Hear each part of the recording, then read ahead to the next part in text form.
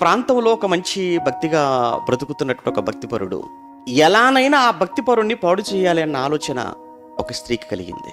ఇంటికి పిలిచింది. నువ్వు నాతో శయనించాలి, నువ్వు నాతో తప్పు చేయాలి అని ఆవిడ ఎంత బలవంతం చేసినప్పటికి కూడా అతను భక్తిపరుడు గనుక ఆ తప్పుకు ఆ పాపానికి అతను ఒప్పుకోడు. అప్పుడు సరే, నాతో నువ్వు ఎలాగో తప్పు చేయను పాపం చేయను అంటున్నావు గనుక నీకు ఇంకొక 2 ఆప్షన్స్. ప్రక్కన ఒక మద్యం బాటిల్ పెట్టింది, ప్రక్కన ఒక బాలుణ్ణి నిలవబెట్టింది. నాతోనైనా నువ్వు తప్పు చేయి, లేదు అనుకుంటే ఆ మద్యాన్నైనా త్రాగు, లేదంటే ఆ బాలునైనా హత్య చేయి. చాలా ఆలోచనలో పడిపోయి తీవ్రంగా ఆలోచిస్తూ తప్పు అని నేను ఎలా చేయాలి, నేను చేయకూడదు కదా, నేను చేయలేను కదా అనుకుంటున్నాడు.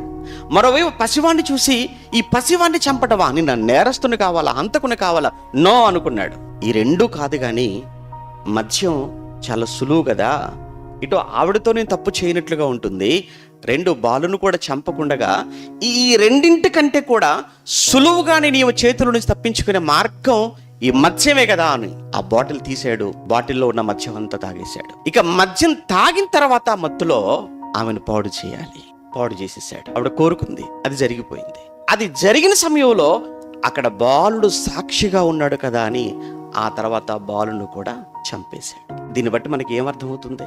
మద్యం మత్తులో అనుకున్న పాపము చేసేశాడు, స్త్రీతో సాక్ష్యంగా ఉన్నాడు కదా అని ఆ పసివాన్ని కూడా చంపేశాడు.